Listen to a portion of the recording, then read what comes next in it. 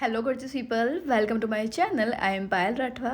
આજે આપણે બનાવીશું વઘારેલી ખીચડી અથવા તો મસાલા ખીચડી. આ એકદમ સાદી ખીચડી છે, બધાના ઘરમાં બનતી હોય છે અને અઠવાડિયામાં 1 થી 2 વખત તો આ બની જ જતી હોય છે. જ્યારે કે ખાવાની બનાવવાની ઈચ્છા ન હોય અથવા તો તમને હલકું ફૂલકું એટલે કે કમ્ફર્ટેબલ ફૂડ ખાવાની ઈચ્છા થાય તો આપણા ઘરમાં વઘારેલી ખીચડી જ બનતી હોય છે. તો અહીંયા મેં જે રેસીપી શેર કરી છે એમાં મેં બતાવ્યું છે કે તમારે ક્યારેક એવું થતું હોય છે કે ચોખાના દાણા એ મસાલા સાથે ભળતા નથી અથવા તો મસાલો એક સાઈડ થઈ જતો હોય છે. તો બસ એવું ન થાય એના માટેની બધી જ ટિપ્સ મેં અહીંયા આપી છે. તો ચાલો વઘારેલી ખીચડી બનાવવાનું સ્ટાર્ટ કરીએ. તો અહીંયા મેં ચોખા અને દાળનું માપ લઈ લીધું છે. તો અહીંયા મેં 1 કપ જેટલા ચોખા અને એનાથી અડધા એટલે કે અડધો કપ જેટલી દાળ લીધી છે. તો તમારે અહીંયા મગની મોગર દાળ અથવા તો આવી રીતે તુવેરની દાળ બંને લઈ શકો છો. બંનેમાંથી કોઈ પણ એક લઈ શકો અથવા તો બંને ભેગી કરીને લઈ શકો છો. હવે આ ચોખા અને દાળને એકદમ સરસ રીતે આપણે પલાળી દેવાના છે. તો એના માટે એક વાટકામાં ટ્રાન્સફર કરી લઈશું અને એક પાણીથી આને સારી રીતે ધોઈ દઈશું.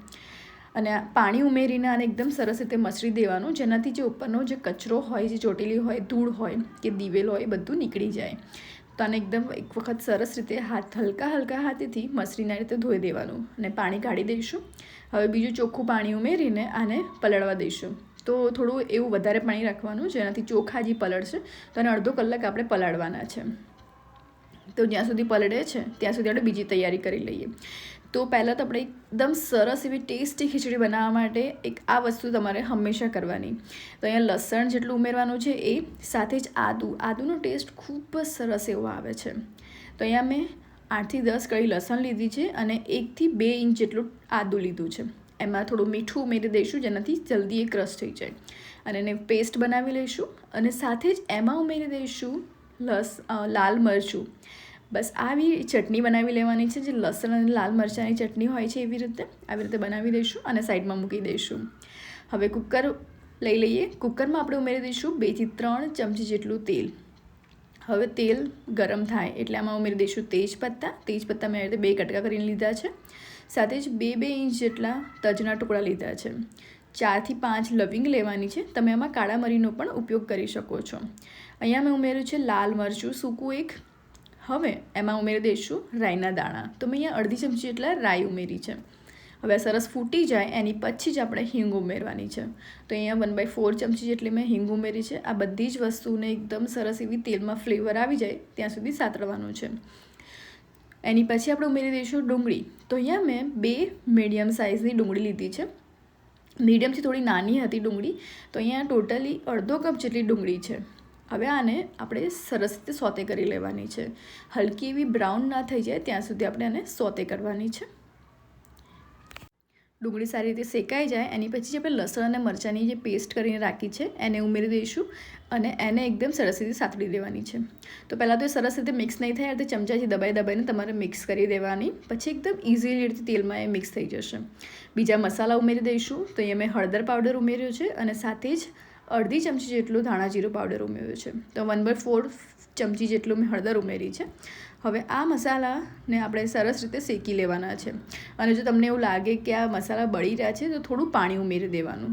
હવે આમાં ઉમેરી દઈશું અડધો કપ બટેકા. એટલે કે મેં અહીંયા 2 બટેકા લીધા હતા જેને નાના કટ કરી લીધા છે. અને તુવેરની સિઝન છે તો તુવેર મેં ઉમેરી છે. તમે વટાણા, ગાજર અથવા તો ફુલાવર તમારી પાસે જે પણ શાકભાજી અવેલેબલ હોય એ તમે ઉમેરી શકો છો. તો મેં અડધો કપ જેટલા તુવેર લીધી હતી. હવે આને એકદમ સરસ રીતે સાતરી લઈશું. મસાલાની સાથે મિક્સ થઈ જાય એની પછી આપણે ઉમેરી દઈશું ગરમ મસાલો. આ એકદમ ઓપ્શનલ છે પણ ખીચડીનો ટેસ્ટ ખૂબ જ સરસ એવો આવે છે. આ ટાઈમે ઉમેરવાનો બધો મસાલો, ગરમ મસાલો જે સરસ રીતે મિક્સ થઈ જાય એની પછી આપણે ઉમેરી દઈશું ટામેટું. તો મેં અડધો કપ જેટલું ટામેટું ઉમેર્યું છે. બધું જ મેઝરમેન્ટ અડધો કપ જેટલું લીધું છે. તો હવે આ ટામેટાને થોડા એવા હલકા એવા સોફ્ટ થઈ જાય ત્યાં સુધી આને થવા દેવાના છે. તો એક વખત સરસ રીતે એને મિક્સ કરી લઈશું. અને અહીંયા મને લાગતું હતું કે થોડો ચોટે છે મસાલો એટલે મેં થોડું એવું પાણી ઉમેરી દીધું છે. નોર્મલ ટેમ્પરેચર પર જ જેટલું હોય એ જ પાણી લીધું છે. અને એક વખત મિક્સ કરી દઈશું અને ઢાંકણથી ઢાંકીને ટમેટાં જ્યાં સુધી સરસ રીતે સોફ્ટ ન થઈ જાય ત્યાં સુધી એને થવા દેવાના છે. તો ઢાંકણ હટાવીને આપણે ચેક કરી લઈએ. બધું જ પાણી સરસ રીતે એબ્ઝોર્બ થઈ ગયું છે અને સાથે જ ટમેટાં એકદમ સરસ રીતે સોફ્ટ થઈ ગયા છે. હવે જે દાળ ચોખા આપણે કરી રાખ્યા હતા પલળવા માટે એને અડધો કલાક જેવો થઈ ગયો હતો. હવે એને આપણે કુકરની અંદર ટ્રાન્સફર કરી લઈશું. હવે આને એકદમ સરસ રીતે શાકભાજીની સાથે આમાં મિક્સ કરી લઈશું. તમે આ શાકની અંદર ફણસી અથવા તો રીંગણ પણ ઉમેરી શકો છો. તમારી પાસે જે પણ શાકભાજી અવેલેબલ હોય એ તમે બધું જ શાક ઉમેરીને એકદમ સરસ એવી હેલ્ધી ખીચડી બનાવી શકો છો. હવે મીઠું ઉમેરી દઈશું અને આને એક વખત સરસ રીતે મિક્સ કરી દઈશું. બસ હવે ધ્યાન રાખવાનું છે કે આપણે તરત પાણી નથી ઉમેરવાનું. અને એક વખત જે પાણી છે એ સરસ રીતે એબ્ઝોર્બ થવા દો, ખીચડીને મસાલાની સાથે ભળવા દો, એની પછી જ આપણે પાણી ઉમેરવાનું, જેનાથી દરેક દાણા ઉપર મસાલો સરસ રીતે ચોંટે અને કોરી ન ખીચડી લાગે. તો અહીંયા જોઈ શકાય છે એકદમ બધું જ સરસ રીતે મિક્સ થઈ ગયું છે. ચોખાનો દાણો પણ એકદમ સરસ રીતે મસાલાવાળો થઈ ગયો છે. હવે પાણી ઉમેરી દઈશું. તો અહીંયા મેં ટોટલ 3 કપ જેટલું પાણી લીધું હતું, એટલે કે ડબલ ક્વોન્ટિટીમાં પણ પાણી લેવાનું છે. તો જેટલું આપણું ખીચડીનો સામાન હોય, એટલે કે ચોખા અને ભાત હોય, એ 1.5 કપ હતું, એનાથી ડબલ એટલે 3 કપ મેં પાણી લીધું. હવે આને એક ટીપ અહીંયા એક યાદ રાખવાની છે કે પાણી નાખ્યા પછી તરત કુકરનું ઢાંકણ નથી ઢાંકવાનું. પાણી નાખ્યા પછી આ રીતે ઉપરો આવે ને, થોડું ઉકળવા લાગે ને, એની પછી આપણે કુકરનું ઢાંકણ ઢાંકવાનું છે અને એક વખત સરસ રીતે મિક્સ કરી લેવાનું. અને પછી જ આવી રીતે કુકરનું ઢાંકણ ઢાંકવાનું. તો 2 વસ્તુ આપણે ખાલી યાદ રાખવાની કે ચોખા અને દાળ નાખીએ એની પછી તરત પાણી નહીં ઉમેરવાનું, અને પાણી ઉમેરી દઈએ એની પછી તરત નહીં ઢાંકવાનું, અને ઉકળો આવે એની પછી જ ઢાંકવાનું. તો આને આપણે મીડિયમ ફ્લેમ ઉપર 3 વિસલ કરી લીધી હતી.